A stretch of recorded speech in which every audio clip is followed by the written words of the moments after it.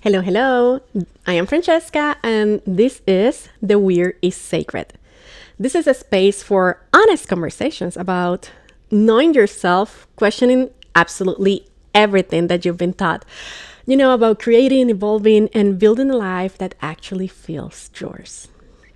Today, I want to talk about something I've been noticing while looking back to my own life. You probably haven't been changing as much as you think. The forms probably change, while something underneath has been remarkably consistent. And recognizing that can give you a lot of more freedom to choose from what comes next. So let's figure it out what has stayed with you. And I'm going to give you like a mini story time, but bear with me because if you have been with me for a while, you know that everything that I do is the result of something I probably needed at some point or lived experience.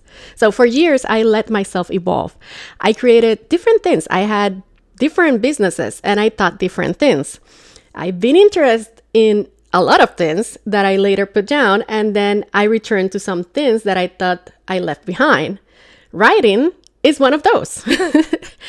I've changed how I dress, how I create, what I believed, and what I want, and even how I describe myself.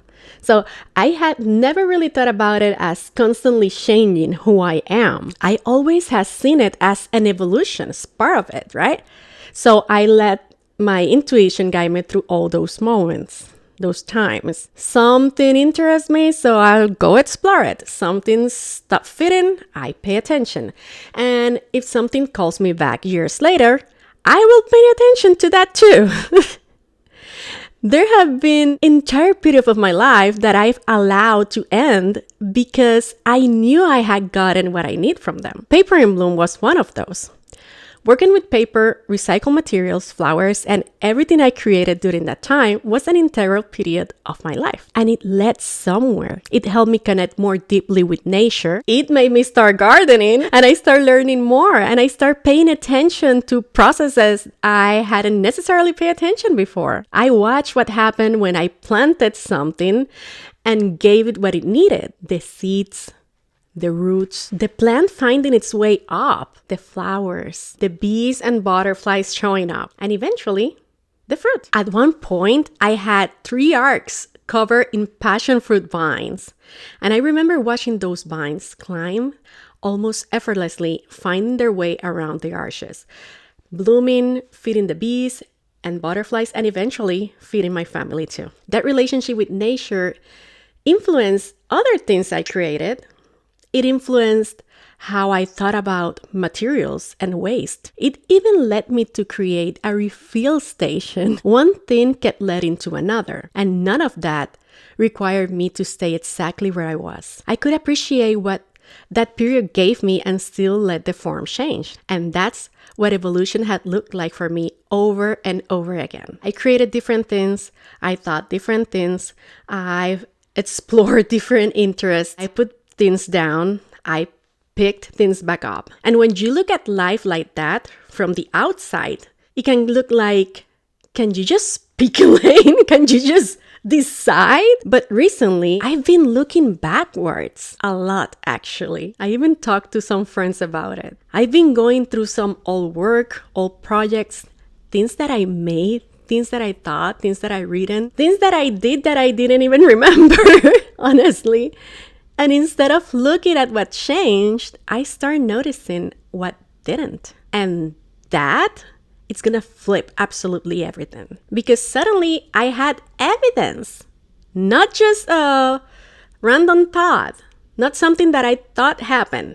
Evidence, tangible evidence that materials change, the businesses change, the way I express myself changed. My belief evolved. My interest expanded. Things began, some others ended. Things came back. But underneath all of that, they were things that kept showing up, like constantly. The making is one of them. That relationship with nature. Nature has been involved all the way, one way or another. Created with my hands, teaching, questioning, creating spaces for awareness, reflection, meaning, bringing people together somehow, sharing my experiences, creating experiences, finding ways of expression. They weren't always called the same thing. They didn't always look the same, but they were there. And suddenly I could see something I hadn't put into words before. And it's that I wasn't repeatedly becoming somebody else.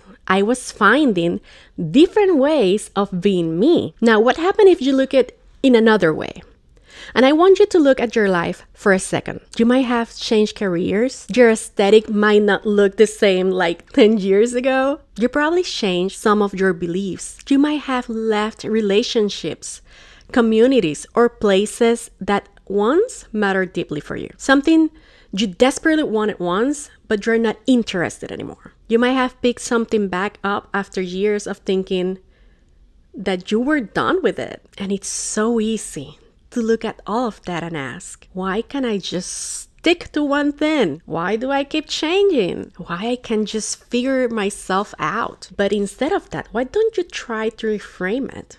To look another way to ask the question, what has stayed with me through all of it? All this time, what is the constant? What keeps appearing? Not what look exactly the same, but what keeps showing up? What matters to you even when nobody's watching? Don't rush the answer. Just sit with it. And one of the beautiful parts of questioning absolutely everything is that knowing yourself gives you choices. Because knowing yourself don't make your life predictable. And I can tell you that by experience, it's pretty much the opposite. Knowing yourself gives you more choices. When you know what matters to you, you can intentionally say yes. You can say no without the need of explaining yourself or trying to figure it out a way that you are allowed to say no. Sometimes no, it's the answer. You can change your mind. You can recognize when you're acting from expectations. You can notice when you're performing. And I want you to separate those things because they are related, but they are not the same. Expectations are those ideas we absorb that we are supposed to do. Like, what does a good mother does? What success is supposed to like? And we talked about success in a previous episode. What somebody your age should have accomplished by now. How a spiritual person is supposed to behave. How you're supposed to look. How you're supposed to love or create or work or parent. Or how you're supposed to believe. Succeed. Performance can happen when we start arranging ourselves around those expectations. We start moving things because we're supposed to look this or another, right? But performing doesn't necessarily mean that you're being fake. Sometimes it can be that you are adapting, or you're trying to belong, or you are trying to be understood. You probably are trying not to disappoint someone. Or there's the possibility that you've been doing something for so long that you genuinely don't know anymore whether it's something that you actually choose. That's what I keep coming back to one question. Do you really want this? Not, should I want this? Not, does it make sense for me to want it? Not, will everyone understand why I want this?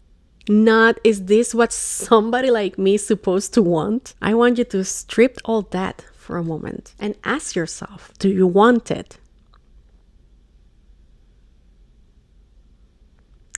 And if you do, that's great. Now you have information you can choose from. And if you realize that you don't want it, well, now you have information you can choose from too. You still get information regardless the answer. That's where your agency comes back into the conversation. I always tell you, question absolutely everything. Question what you're thinking. Question what's underneath the thought. Question if there's a belief in it. What's the belief under? Question the feeling. Put a name on it. Ask where it came from. Ask whether it still belongs. And answer yourself honestly. You don't have to answer to anybody else. This is for you. Only you don't have to share it. Because when you allow yourself to be vulnerable enough to look at what's actually there, even when you don't like what you're seeing, you have an opportunity to understand yourself in a completely different way. Sometimes you discover something that hasn't suddenly appeared. It has been there all the time. It just has been quiet. And now you're finally giving it enough space, enough room to speak to you. That doesn't mean that you're gonna be judging yourself. We understand ourselves much better when we can look at what we find with compassion and kindness instead of just immediately deciding if it's good or if it's bad. Observe it, sit with it, name it, question it, stay with it for a while, listen what it has to tell you. And this is where I think self-care gets turned into something much complicated than it should be. And I'm going to tell you this, and take into consideration that I sell soaps, candles, and lotions and self-care essentials, right? A candle is not the answer. An herb is not the answer. The ritual is not the answer. The journaling prompt is not the answer. The question is not the answer either. They can help you create the environment, right?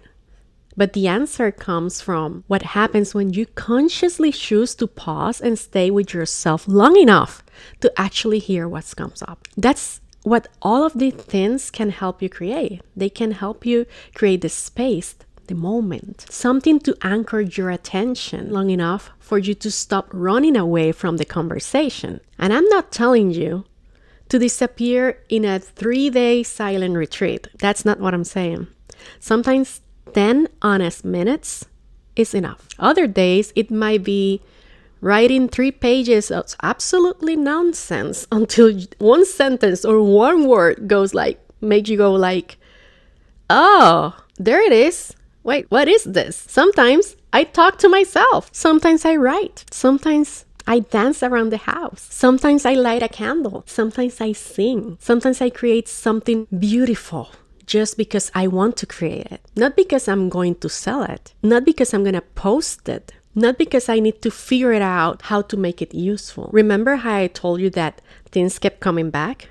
Well, creating is one of the ways I express myself. So it keeps coming back. Using my hands and focusing on what I'm doing help me. It gives my thoughts enough room to start sorting themselves out. The method is not the important part.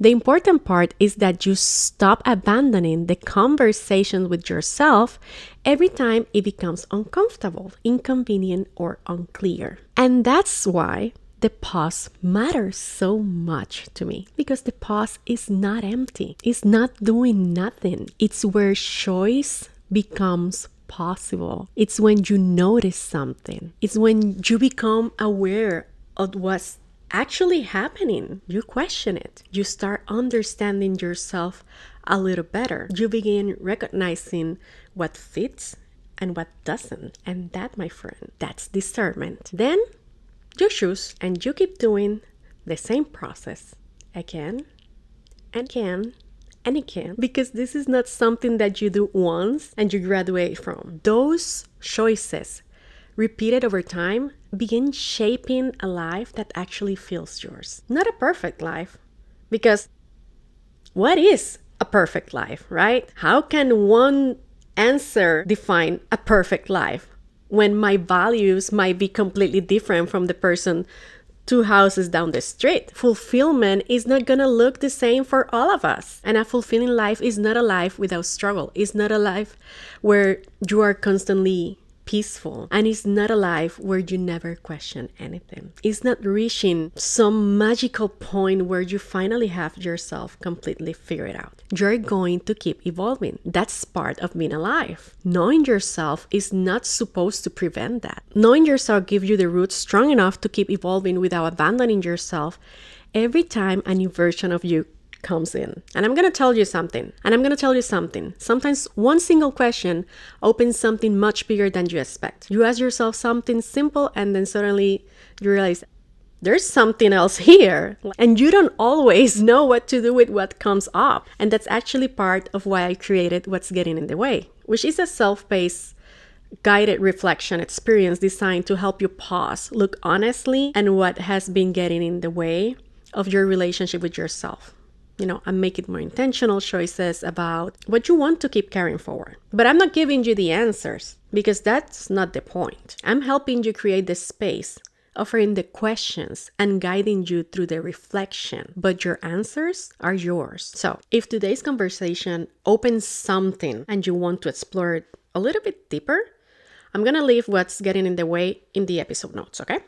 So you can check it out. Here, the important part is that you keep looking for that thread. But for today, you don't need to do it all. So I'm gonna leave you with one question. When you're questioning who you are, what you're doing, or where you're going next, look backward for a minute. Not to stay there, not to romanticize who you used to be, not because an older version of you had all the answers, and definitely not because you are supposed to go back and become that person again. Remember, you're looking for a thread. What changed? What ended? What evolved? What returned? And underneath of all, what stayed with you? Those are your roots. If you're gonna be able to find traces of your roots through all the versions of yourself, through all your evolution, through all the work. And once you recognize them, the question doesn't have to be who I am supposed to become next. It can become, knowing what I know about myself now, what do I choose? You weren't repeatedly becoming somebody else. You were finding different ways to be you. Well, that's what I have for you today. Take the question with you. And remember, you don't have to answer right now. Just pay attention to what's come up. When you stop looking only at everything that changed and start noticing what remained. And if you want to go deeper, you'll find what's getting in the way in the episode notes. I am Francesca, and this is The Weird is Sacred. I love you guys. Until the next time, keep questioning, keep choosing, keep finding your way back to yourself.